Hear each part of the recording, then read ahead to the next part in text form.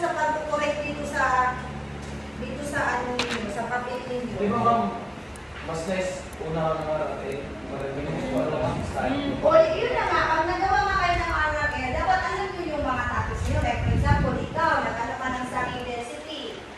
So, di ba nilagay ko dyan yung correction kung ano dapat yung mga subtopics na naligoy. Now, the importance of finding the right subtopic is very crucial in formulating the introduction.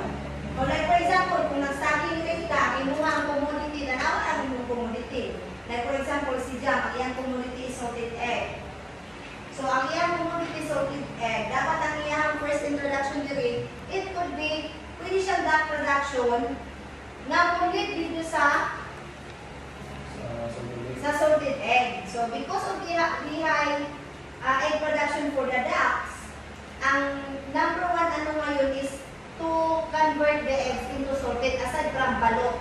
Kaya mga products naman kasi sila ng duck production. Okay. Now, ang pinaka-first thing mo din nga sa introduction talaga, tinatawag ito na hook statement. Dito pa lang, ma-encourage ka na mabasa sa ikaduha nga statement. So, mga lamyak ka inyong mga first statement ninyo. So, like for example, kung sa duck ka, alam naman talaga natin, it is already known. Like for example, nung kay ano din, nabasa ko na poultry is the blah blah blah. Kung muna masyado yun. Kung muna masyado yun, at ano sa kwarta ko, tagtag na kayo ang introduction, ibalik-balik na kayo nato. Okay, so you can start, like for example, ang kay Juan, kay mga dinin, sa poultry man to imuha, sa tanawin mo pa na kung saan man, pwede ka mag-start sa population rise.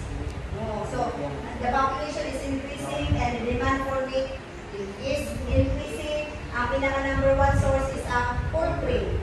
Okay, kung ito siya yung pinaka-kumandaro, makita nyo ang trends sa supply and demand. Now, the second one is the challenge, the second paragraph. Why? Because this is now usually directed to your statement of the problem. Kukunin siya dito, nga nung di mag-study ka na. So, probably ito siya, magbigay